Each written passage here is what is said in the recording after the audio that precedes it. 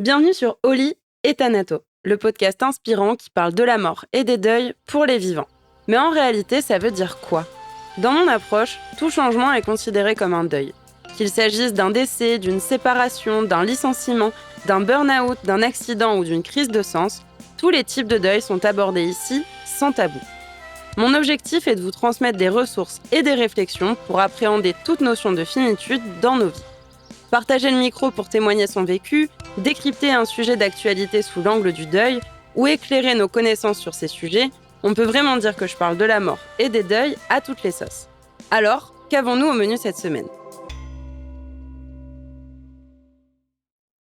Bonjour Caroline, je suis ravie de te recevoir pour un nouvel épisode où on va parler d'un sujet que tu vas certainement commencer à dévoiler en te présentant. Rien de tel que toi pour exprimer la personne que tu es, alors je te laisse te présenter de la manière dont tu le souhaites. Eh bien, déjà, un grand merci, Charlène, de m'accueillir dans cet espace.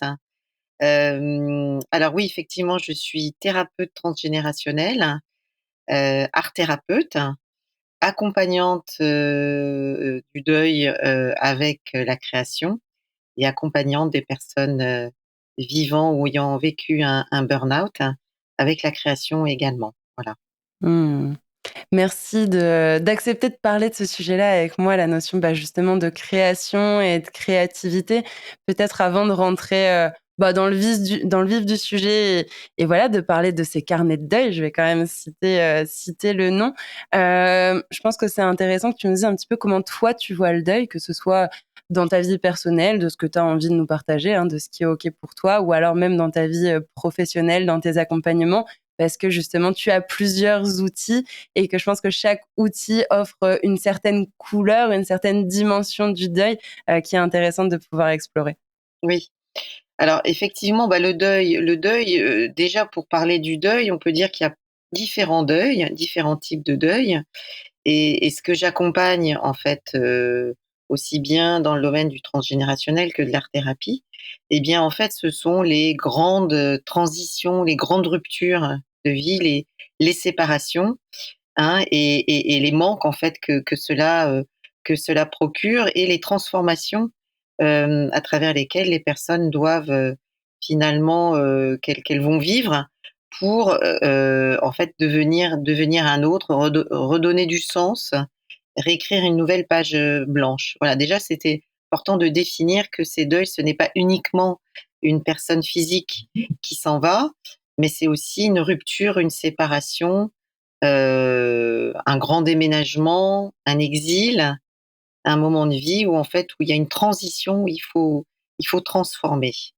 Voilà donc moi dans ma vie évidemment, les deuils, bon, de toute façon, on est tous confrontés à des départs, hein. Moi, de façon très précoce, en tant que petite fille, j'ai dû faire le deuil, d'une maman et cela m'a pris des années, en fait, pour arriver à traverser, en fait, ce chemin, le vivre hein, pleinement. J'ai eu besoin de différents outils. C'est pourquoi, je me suis sentie vraiment, appelée par l'accompagnement, du deuil et en tant que plasticienne, en fait, au démarrage, hein, artiste plasticienne, puis ensuite je suis devenue thérapeute, eh bien, le carnet de deuil était une sorte d'évidence, en fait, pour moi. Je suis très contente d'avoir découvert, en fait, je sais pas comment je le nommerais, ça n'est pas, c'est pas une méthode, c'est pas un outil, c'est un ensemble de choses. En tout cas, c'est un accompagnement, sur ce chemin, dans le travail du deuil. Mmh. Merci, c'est vraiment une vision du deuil que moi je dis souvent une vision un peu plus large du deuil. C'est vrai que la plupart du temps, quand on cite le mot deuil à des personnes, la première chose qui vient à l'esprit, c'est cette notion de décès, qu'importe le lien d'attachement qu'on peut avoir avec la personne qu'on a perdue, un parent, un enfant, un grand-parent, un tonton, tata, le cousin, la cousine, un ami ou une amie. Mais c'est vrai que pour moi, il y a toutes ces notions de mort symbolique. Moi, j'en parle souvent de cette manière-là. Et je trouve que pour insister sur ce point, je voulais qu'on revienne un peu peut-être sur la symbolique du nom de ton entreprise qui est Trace, qui résume aussi, et je trouve qu'il porte en fait cette identité. Est-ce que tu veux nous dire un petit peu ce que ça signifie justement Trace, autant pour toi que pour le nom de ton entreprise? Oui. Alors trace, je l'ai choisi pour regrouper justement cette activité de thérapeute, aussi bien transgénérationnelle qu'art thérapeute. Et en fait, bah, la trace, fait aussi, référence à l'empreinte. La trace, c'est l'empreinte du passé. En fait, ce que les générations, passées, ont pu, dans les émotions bloquées, les impacts en fait qu'elles ont qu'elles ont transmises en fait malgré elles, hein, dans l'inconscient aux générations présentes. Et puis, la trace laissée par, le geste, hein, le geste dans la création, heu, qu'elle soit sonore, qu'elle soit visuelle, qu'elle soit dans la danse en fait, hein. C'est cette empreinte en fait, cette trace, voilà. Et puis bon, bah, c'est une sorte d'acronyme avec, le T de thérapie, le R de ressources, heu et c'est un peu un clin d'œil pour moi pour, regrouper, cette clinique en fait, de la transformation, de l'accompagnement de la personne dans la liberté en fait d'être elle-même et de pouvoir vivre et non plus survivre, hein, parce que c'est bien ça, la problématique, rencontrée par les personnes qui ont besoin d'accompagnement, hein. Bien sûr et du coup dans l'aspect du deuil justement, on parle souvent et je sais que c'est quelque chose qu'on partage d'un chemin ou du moins 2 chemins, de plusieurs chemins, chacun ayant son chemin sur lequel on laisse des traces justement, en chemin et dans ce carnet de deuil, bah, tu l'as dit, il y avait cet aspect visuel comme tu le disais. On laisse des traces, on vient, ancrer, E-N de l'encre, mais A-N aussi, dans un carnet. Du coup, est-ce que tu veux nous exprimer un peu c'est quoi justement ces traces qu'on vient laisser dans ce carnet de deuil? En quoi ça consiste? Comme tu l'as dit, c'est ni une méthode, ni un outil, ni un protocole, c'est peut-être un peu un mélange de tout ça. En tout cas, c'est une ressource qui peut, convenir à certaines personnes et peut-être moins à d'autres et chacun fait comme il l'entend et ça résonne ou ça résonne pas. Mais une ressource qui est de l'ordre de la créativité. Comment ça se passe? Qu'est-ce que c'est? Dis-nous tout, on veut tout savoir. Oui. Alors, en préambule de ça, revenir sur le deuil et on est d'accord toutes les 2, puisqu'on en a discuté, que en fait le deuil, ça n'est pas une maladie, ça n'est pas un problème en soi, c'est quelque chose qui doit se traverser. C'est pour ça qu'on parle souvent du travail du deuil.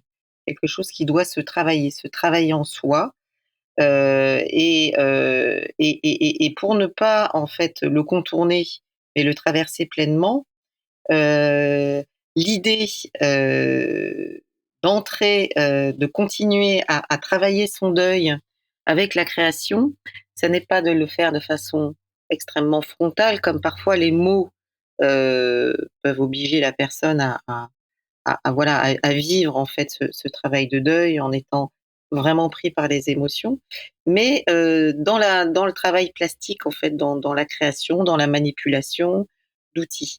Et l'idée qu'a eue, Nathalie Hanot en fait la psychothérapeute, belge qui a créé en fait ce carnet de deuil, c'est, de dans un objet en fait intime, en fait précieux qui est le carnet, mais on peut le voir aussi comme un carnet d'artiste, une sorte de livre, d'art, personnel dans lequel on va ou un album photo dans lequel on va petit à petit feuilleter les pages et voir en fait une évolution, une histoire qui se raconte, une histoire de ce deuil à un instant T. Parce qu'effectivement, quand la personne vient travailler, son carnet de deuil dans mon atelier, elle est à un instant T en fait de ce travail. Donc ça peut être un deuil très, très lointain, comme un deuil plus récent. Les émotions peuvent être aussi vives, hein, si le deuil est lointain, sans que ça soit un deuil, ce qu'on souvent on entend, pathologique. Parce qu'il n'y a pas de temps, en fait, hein, de temps, chronométré pour réaliser un deuil. Comme souvent on l'entend et ça c'est bien dommage parce que les endeuillés se culpabilisent, hein, en fait, de ne pas arriver à dépasser, à surmonter, tous les états, en fait, de deuil, qu'elles vivent. Et ce carnet, en fait, à n'importe quel moment, en fait, de son étape de deuil, est un espace dans lequel, heu, par en fait, entre guillemets «ce protocole», hein, proposé, cette invitation, va aller visiter différentes étapes, hein, savoir comment on commence en fait dans le deuil, pouvoir s'ancrer en fait sur ce chemin.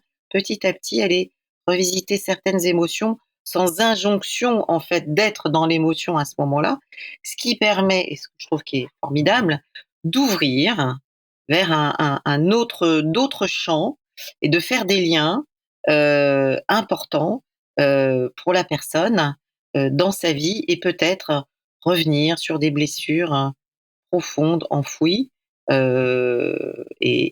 ce qui permet à la personne effectivement d'avancer, globalement dans sa vie sur ce chemin-là.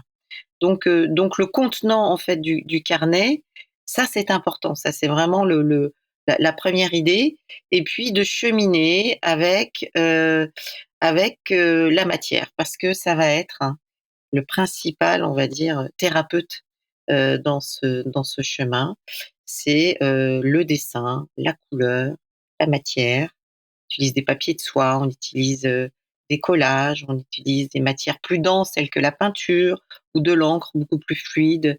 Il va y avoir aussi un passage où on propose de faire de la gravure, enfin, je veux dire, d'ancrer. Donc, c'est quand même assez large et soutenu aussi par une écriture, hein, mais une écriture intuitive, spontanée, avec des techniques empruntées au journal créatif qui nous vient plutôt d'Amérique du Nord.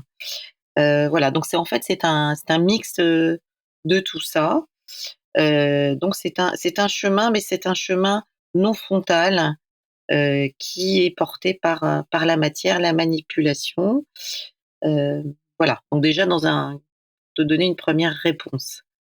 C'est déjà une réponse très complète. Il y a plein de choses sur lesquelles j'ai envie de rebondir. Je reviendrai sur la douceur, je dirais, de cette méthode et cet aspect, bah, forcément, je sais pas, moi, tu me parles de collage, j'évite l'aspect, loisir créatif, donc quelque chose qui est plutôt, doux, comme je le disais avant, ludique. Alors non, sur l'aspect, jeu, mais quelque chose qui est plus engageant, mais avec douceur, qui d'une certaine manière donne envie d'aller explorer et qui est moins frontal justement comme tu le disais, même si voilà, c'est pas forcément toujours une partie de plaisir, ça peut être inconfortable, les émotions qui peuvent se manifester peuvent être inconfortables.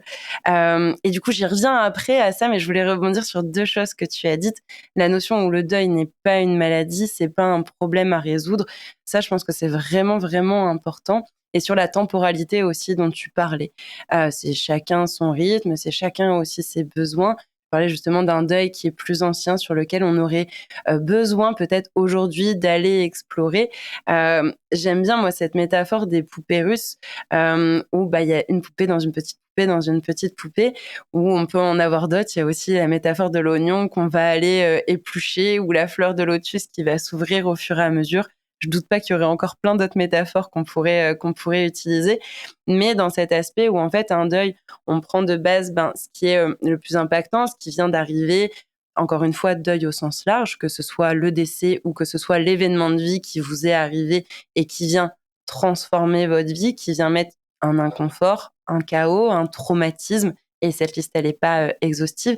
Et puis ensuite, on peut aller de plus en plus en profondeur. Et parfois, ça me permet de rebondir sur cette notion pour moi, il y a un début, bien sûr, mais il n'y a pas de fin réelle au deuil. Il y a un deuil qui s'intègre, un chemin qui s'intègre, mais qui continue finalement aussi de se parcourir.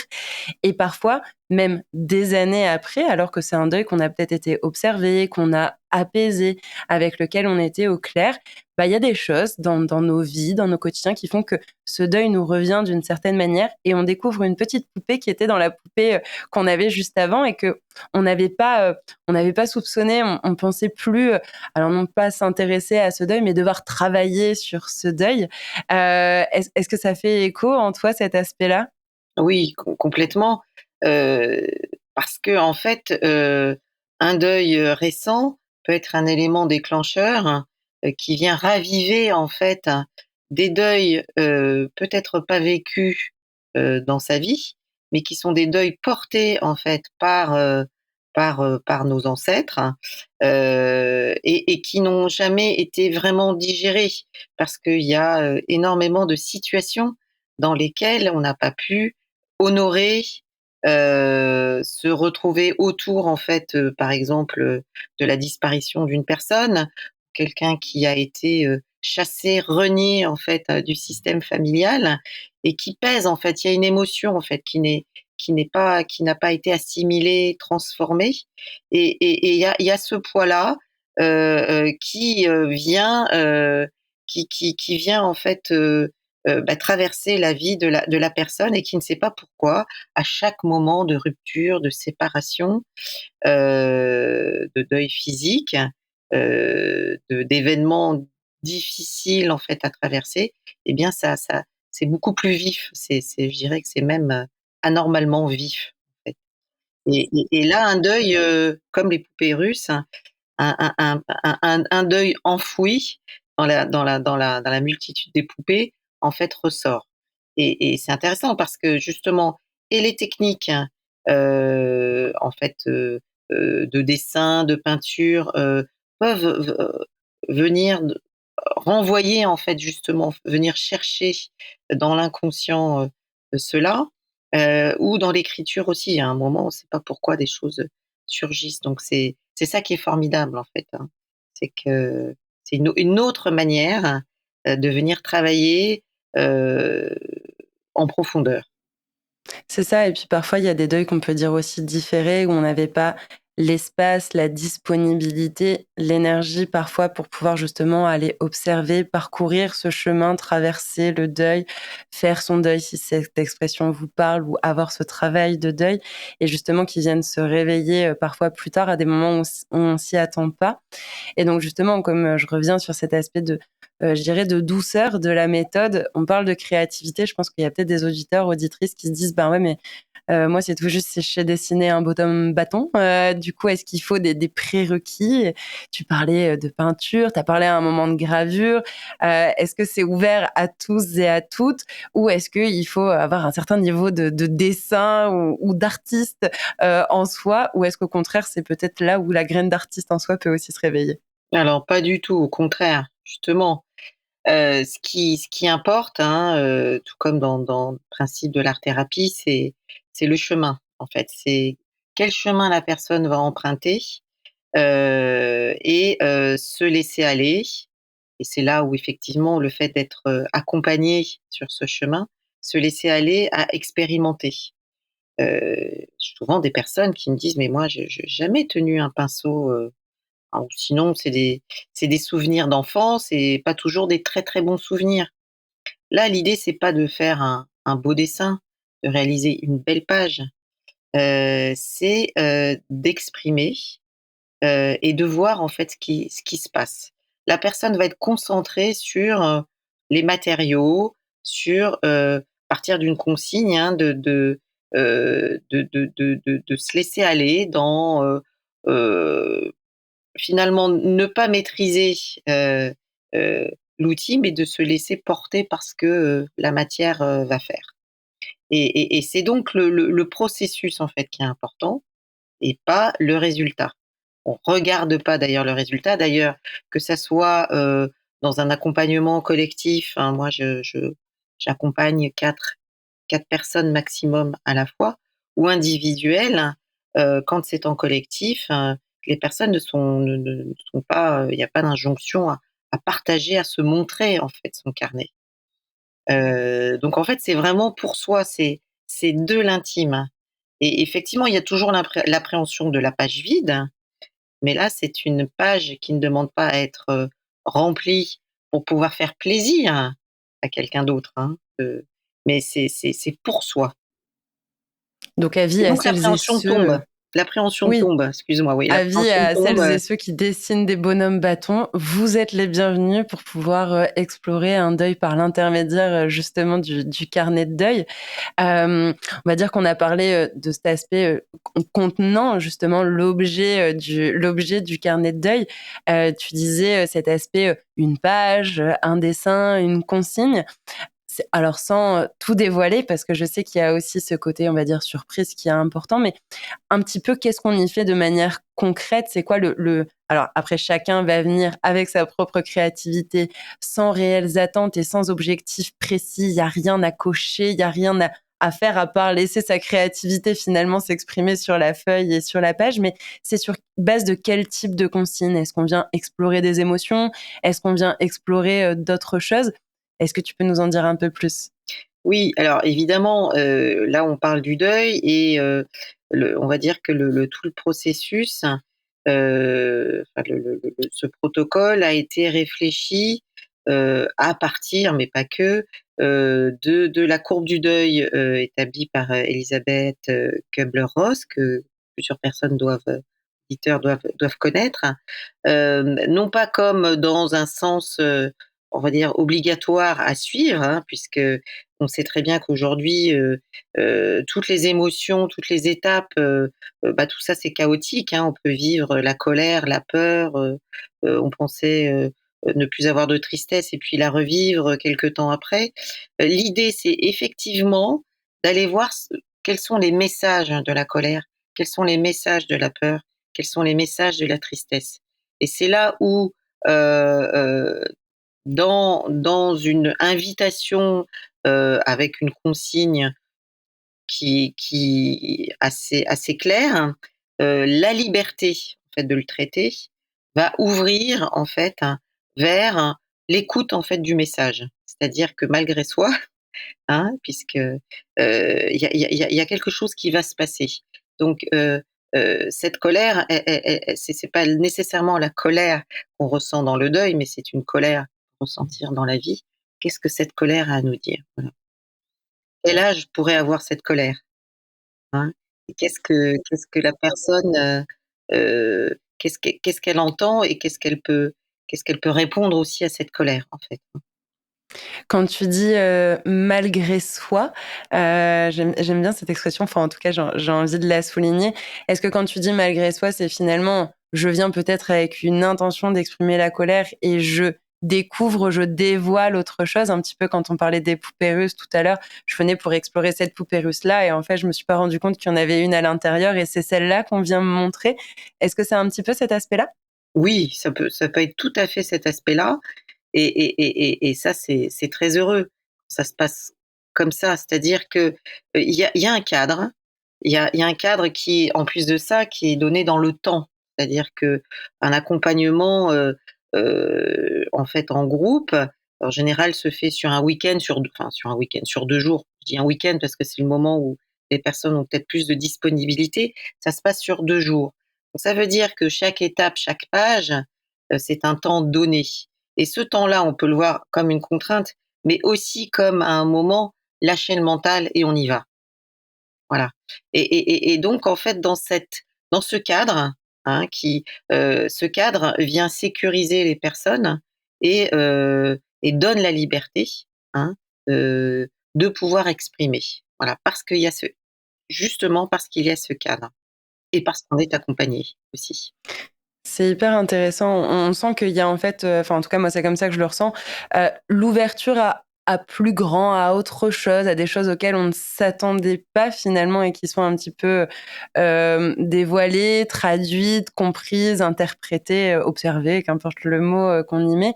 Et dans cette notion aussi du cadre, je trouve ça hyper, sécurisant d'une certaine manière.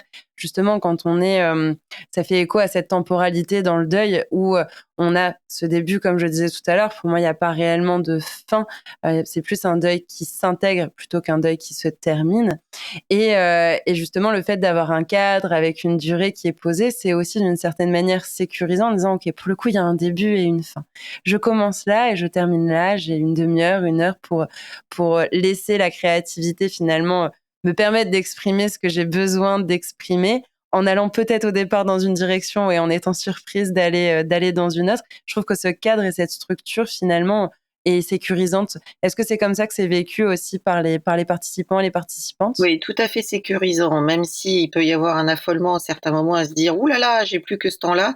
En fait, là, c'est comme si, la personne allait aller à l'essentiel, en fait. C'est-à-dire que, hem, toutes les cogitations mentales, hein, toutes les pensées, disparaissent et le geste, non décidé finalement, eh bien, en fait, c'est ce qu'il fallait faire. C'est vraiment la priorité.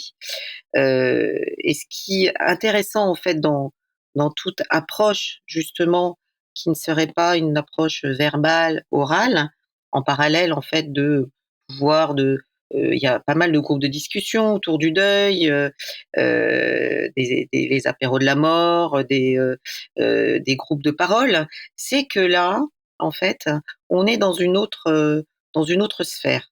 En fait, où ce n'est pas le mental qui va guider, hein, mais c'est le corps.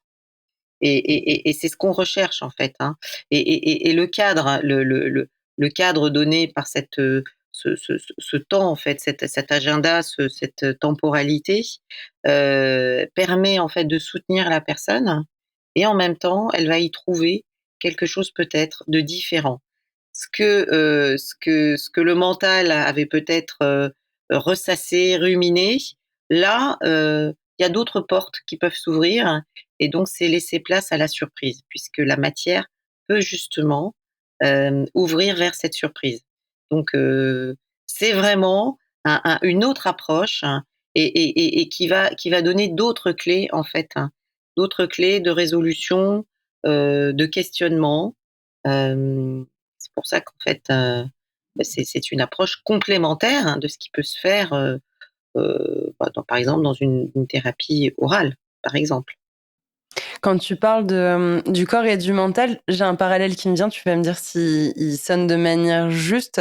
Est-ce qu'il y a cet aspect aussi un peu conscient et inconscient où finalement, l'art dans le sens l'artistique, la créativité devient un médiateur aussi de notre inconscience qui nous amène à: «Je pensais aller dans telle direction et finalement je vais dans telle autre. Je pensais que c'était tel message de la colère», pour reprendre un exemple qu'on a donné juste avant. Finalement, je suis, surprise à me rendre compte que, bah, ça vient véhiculer un autre message. Est-ce que ce parallèle, il est juste pour toi? Oui, oui, il est tout à fait juste et puis je reviens vraiment vers la matière, vers tous les outils, en fait, qui sont offerts, lors de l'exploration, dans l'atelier. Il y a des accidents. «Ah bah tiens, je voulais mettre moins de peinture, je voulais obtenir une autre couleur». Qu'est-ce qui se passe pour la personne? Elle va se préoccuper, en fait, hein, d'aller chercher des solutions et c'est ça, c'est formidable parce que c'est l'idée, d'aller chercher, en fait, les ressources qui sont enfouies et ça, c'est ce qu'on recherche aussi, hein. C'est de permettre à la personne, dans sa manipulation, en fait, dans le jeu qu'elle va faire avec tout ce qui lui est offert et qu'elle va créer elle-même, et bien, en fait, de rebondir, de se dire: «Bon, bah, voilà, je voulais pas aller dans cette direction. Tiens, qu'est-ce que ça me donne comme indication d'y être allé? Là, il y a eu un accident. Bon, bah, qu'est-ce que j'en fais?» Hein, peut-être quelle émotion, en fait, ça vient ça vient, et quelle émotion vient là et tiens, bah, comment je vais trouver, des moyens de transformer ça? Voilà. C'est hyper intéressant, je trouve cette notion, d'accident, de bug, finalement. «Ah mince, je voulais, je sais pas, tel bleu et j'arrive sur, du violet parce que je me suis plantée, sur le dosage» et ce qu'on pourrait dire parfois, d'autres mots, même si j'aime pas trop parce que pour moi, il y a une notion qui est fertile derrière tout ça, mais un échec ou une erreur, mais duquel on va apprendre quelque chose, on va tirer, du bon. C'est pas forcément tirer une leçon, mais voilà, avoir une certaine notion d'apprentissage ou d'enseignement. Pour moi, l'erreur, elle est enfin, il y a un bel enseignement derrière nos erreurs ou nos échecs ou ces accidents, ces bugs, et d'aller justement contacter des ressources pour trouver des solutions. Ce qui nous permet aussi, je trouve, de reprendre confiance en soi.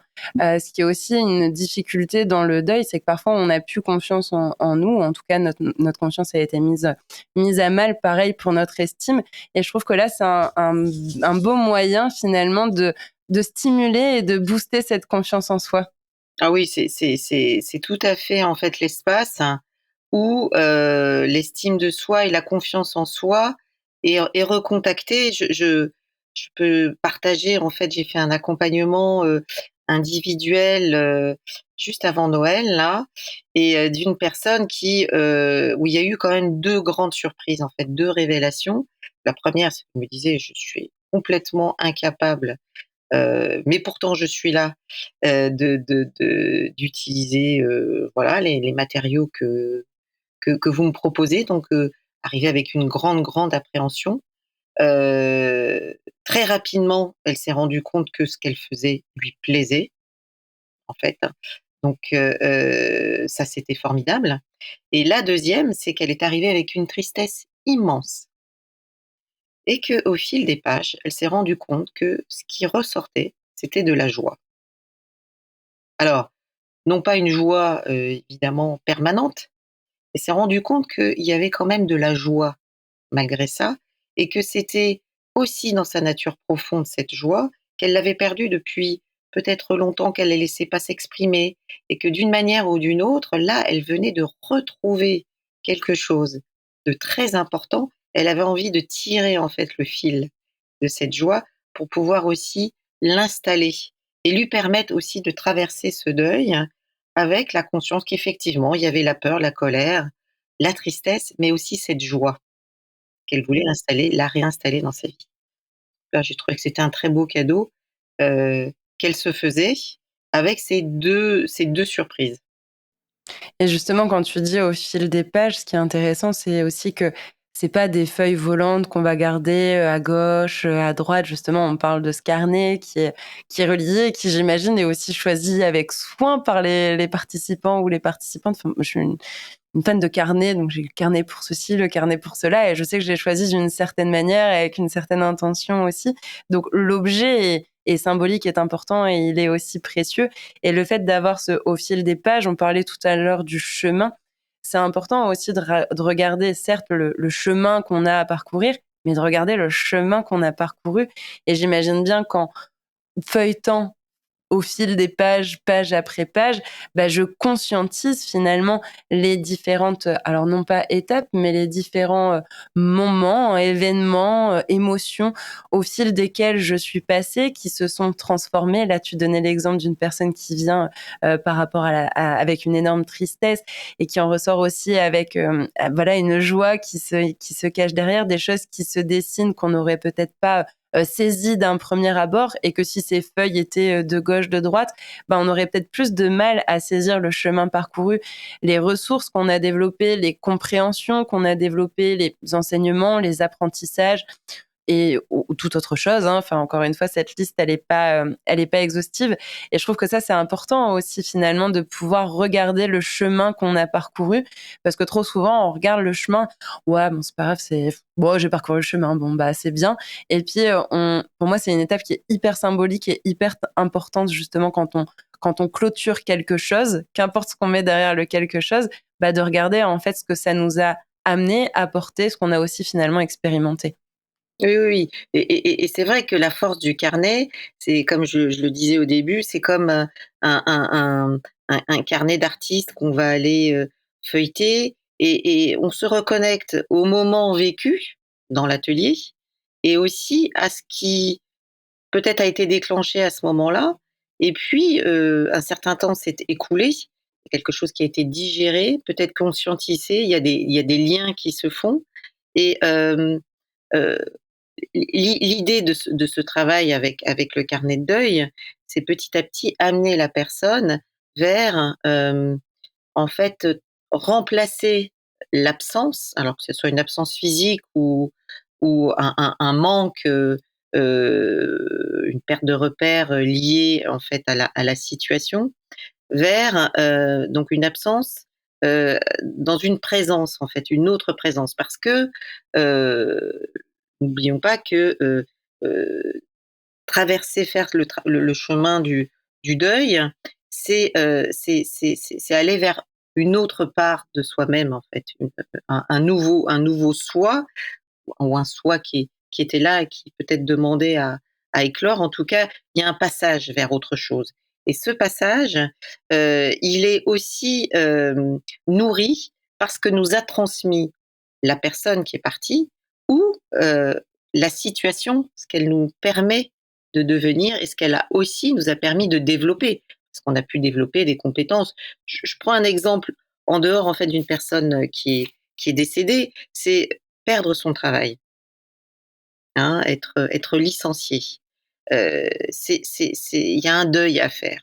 Il y a évidemment l'ego, il y a une tristesse, il y a une peur, il peut y avoir une colère, il y a toutes ces émotions que la personne va vivre. Il y a quand même un deuil de quelque chose à faire, hein, là, de ce travail. Il faut aller vers autre chose pour pouvoir retrouver du sens, de l'énergie, un élan. Il faut accepter, en fait, hein, que cette perte-là puisse devenir à cause et maintenant grâce, en fait. Grâce, en fait, à cette, heu, cette perte de travail, je deviens une autre personne. Parce qu'en fait, on va à la rencontre, en fait, de ressources et malgré tout, heu, on est quelqu'un, hein, constitué, de tous ces apports, de toutes ces compétences, de tout ce qui a été, vécu, pendant toutes ces années de travail. Voilà, je prends cet exemple parce que souvent ça reste un petit peu de côté et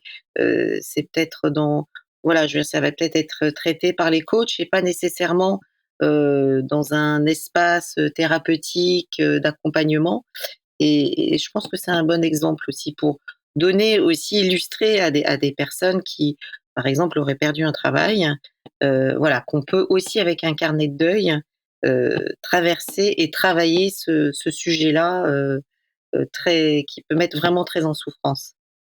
Je partage tout à fait cette vision et c'était une question justement que je voulais te poser aussi, savoir est-ce que c'était quand on dit carnet de deuil, est-ce qu'on limite le terme deuil, on va dire au singulier au sens d'un décès ou est-ce que c'était au sens large comme on l'exprimait, tout à l'heure? Du coup, bah, tu as déjà répondu aussi, à cette question. Et je trouve ça vraiment très pertinent et hyper important. Tu parlais tout à l'heure aussi des carnets de burn-out. Est-ce que le protocole, l'idée, la méthode, la ressource est similaire? Est-ce que dans le contenu, dans le contenant, dis-nous tout. Qu'est-ce qui est différent ou qu'est-ce qui est similaire? Oui, alors c'est pas un carnet c'est pas un carnet, on va dire, qui se re que qu'on retrouve dans le carnet de deuil, le un objet en fait, hein, qui contient tout. Il va y avoir différentes, étapes. On va créer, bon, je vais pas tout dévoiler, mais une sorte de jeu de cartes qui va accompagner la personne, travailler sur les chakras et notamment sur un point très important, c'est, le comment l'adulte qu'on est peut re-rentrer en contact avec une part de soi plus jeune, hein, ce qu'on appelle, bon, l'enfant intérieur, et de voir à quel point cet enfant a dû sûrement se suradapter. Voilà. Et dans cette suradaptation, ça a créé un moment, un incendie, c'est-à-dire que la personne ne peut plus et ça se manifeste dans le travail puisqu'il y a des exigences, en fait, hein, qui sont données par le monde du travail et que la personne aussi, malgré soi, l'enfant a dû se donner pour pouvoir être aimé, pour pouvoir être reconnu. Parce que très certainement, il était dans une insécurité, une carence affective. Et ce travail, avec la création permet de re-rentrer en contact avec cette part de soi plus jeune, de lui laisser une place, un enseignement aussi et de renouer. Alors là, c'est qu'on revient vers la question du jeu avec, bah, l'enfant joyeux, l'enfant qui n'a pas toujours été, en fait, dans l'obligation de prouver, heu, qu'il devait faire plus, mais un enfant renouer avec l'insouciance, hein, et le lâcher prise, en fait, de l'enfant. Donc en fait, les formes sont les outils peuvent être les mêmes, mais la forme va être, différente. Sachant que, dans les étapes en fait, traversées dans le burn-out, on retrouve un petit peu les étapes, de la courbe du deuil. Donc c'est assez intéressant de pouvoir voir effectivement aussi, peut-être des deuils qui n'ont pas été faits, des séparations qui ont été douloureuses en fait, donc c'est beaucoup plus large, hein, que le burn-out, seul. Bien sûr et en fait, on sent vraiment qu'il y a cette notion de quand on traverse un deuil, quelle que soit sa forme, qu'il soit de l'ordre du décès ou alors qu'il soit de l'ordre plutôt des morts symboliques dont on a cité quelques exemples et dont il pourra, y en avoir d'autres aussi. Il y a cette notion de quelque chose qui se transforme il y a un avant et un après. Il y a la transformation du lien avec la personne dans le cadre d'un décès ou avec la situation. Exemple, le burn-out, le licenciement, comme tu le citais dans l'exemple précédent. Une transformation de soi en termes d'identité, ce dont tu as parlé aussi, dont on a échangé un petit peu précédemment. Une transformation du lien au monde. Enfin, il y a toutes ces transformations, en fait, et on ressent vraiment que le carnet de deuil est un outil, une ressource, une pratique, un protocole, une méthode, qu'importe le mot qu'on y met, qui permet en fait d'accompagner ce chemin et de mettre en conscience, de mettre en lumière, de mettre en couleur, j'ai même envie de dire, ces transformations. Justement, s'il y a des personnes qui se disent, bon, ok, même si je dessine que des bonhommes bâtons, j'ai envie de me lancer pour un deuil récent ou un deuil qui est un peu plus lointain. J'ai envie d'aller explorer ce deuil par l'intermédiaire de la créativité. Je sais que tu es cofondatrice ou à l'initiative avec d'autres personnes du collectif Les Deuilleuses qui permet justement de trouver des personnes qui pratiquent le carnet de deuil. Est-ce que tu veux nous en dire un petit mot? Oui, oui, oui. L'idée est partie donc avec 2 autres personnes, une art thérapeute et une accompagnante avec le journal créatif, hein, donc Marie Carré et Brigitte Évrard, de créer en fait, au démarrage, c'était plutôt un site internet qui allait regrouper, les personnes formées à cet outil, donc le carnet de deuil, pour pouvoir les retrouver, en fait, créer une carte, alors en France, en Belgique, dans les pays, francophones, en tout cas ce sont des accompagnantes francophones, de pouvoir trouver, la deuilleuse, alors souvent des femmes, hein, c'est un constat, la plus proche de chez soi. Et comme évidemment on croit énormément dans cet outil, dans cet accompagnement, on veut vraiment, le faire connaître au plus grand nombre. Et donc, on a créé un site, hein, qui s'appelle Les Deuilleuses, dans lesquelles on peut donc à la fois trouver une deuilleuse, trouver aussi des ressources, des livres, des podcasts, des enregistrements, des films qui vont peuvent qui peuvent venir nourrir en fait les questionnements des personnes endeuillées sur même des thématiques telles que le deuil de la maternité, la périnatalité, et d'autres sujets. Le deuil d'un animal de compagnie pour certaines personnes. Donc c'est vraiment très, très large et les personnes qui accompagnent au deuil, au sein de ce collectif, ne sont pas tous des art thérapeutes. Il y a aussi, des psychologues, d'autres personnes ont été formées au journal créatif, il y a des hypnothérapeutes, des naturopathes, enfin c'est vraiment très, très large. Super, bon, dans tous les cas, ce sera directement dans les liens. Il y a juste à descendre et à cliquer sur les liens en description ou pareil, tes liens aussi figureront pour qu'on puisse te retrouver, te suivre, découvrir aussi tes actualités et pourquoi pas se laisser aller et goûter à sa créativité aussi. Est-ce qu'il y a des choses qu'on n'a pas mentionnées, que tu voudrais partager? Tu nous as cité justement pas mal de ressources qui sont disponibles aussi sur le collectif des Deuilleuses et sur le site des Deuilleuses. Est-ce qu'il y a quelque chose qu'on n'a pas abordé qui te semble important ou que tu avais à cœur de mentionner? Oh non, je crois qu'on a quand même, couvert, une bonne partie, du sujet du carnet de deuil. Ce que je peux rajouter, oui, c'est que, chacun peut ressentir le besoin de soit être porté par le groupe et être dans un collectif et le faire à plusieurs, sachant que chacun aura son intimité, son carnet et que, il n'est pas nécessaire, hein, de vivre le même deuil pour pouvoir participer à un accompagnement collectif. D'autres personnes auront au contraire besoin, d'être seules, donc seules effectivement avec l'accompagnant, de pouvoir peut-être, plus verbaliser, donc il va y avoir des temps de verbalisation peut-être plus importants.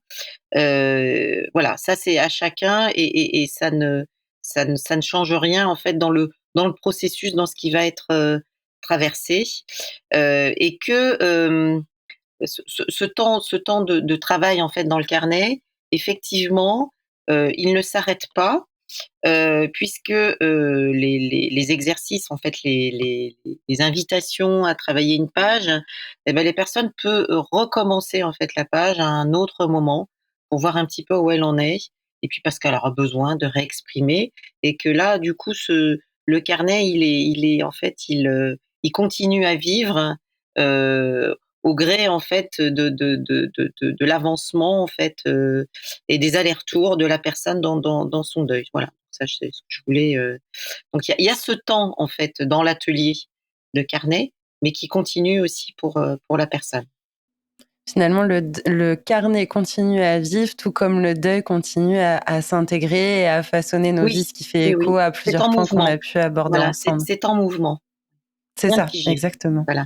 La vie est en mouvement, tout est Oui, mouvement. ouais, ouais, une grande impermanence même. Exactement. Merci infiniment Caroline pour ton partage. J'espère que justement cet épisode pourra permettre de faire connaître aussi les carnets de deuil. Et puis libre à chacun, chacune d'aller explorer, de tester, de voir, d'essayer. Et puis si ça vous parle, tant mieux, j'en suis ravie. Si c'est pas le cas, je ne doute pas que vous trouverez d'autres outils pour parcourir aussi ce chemin. Du coup, Caroline, vraiment un énorme merci à toi. Est-ce qu'il y avait une petite phrase de conclusion, quelque chose que tu voulais dire pour clôturer?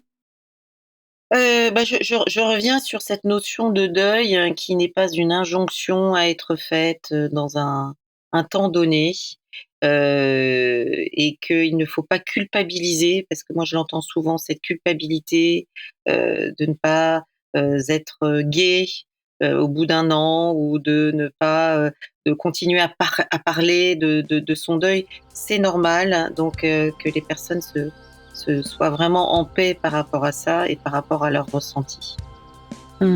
Merci pour ce doux rappel qui a toute son importance. Un grand Merci merci beaucoup. à toi. Merci À beaucoup en très tout vite. cas pour nos échanges. En parlant de ces sujets, nous leur faisons une place dans nos sociétés, et c'est ainsi que les tabous peuvent se lever. Je suis vraiment convaincue qu'il est possible de développer notre résilience face à la finitude et au deuil de nos vies. Si vous voulez soutenir mon travail, vous pouvez vous abonner et noter le podcast sur votre plateforme d'écoute. N'hésitez pas aussi à le partager autour de vous et sur vos réseaux. Merci pour votre soutien et sachez que vous pouvez même faire un don. Si vous traversez un deuil et que vous souhaitez être soutenu sur ce chemin, réservez votre séance découverte pour me poser toutes vos questions et connaître ma philosophie d'accompagnement. Mais d'ailleurs, que voulez-vous au menu dans les prochains épisodes ?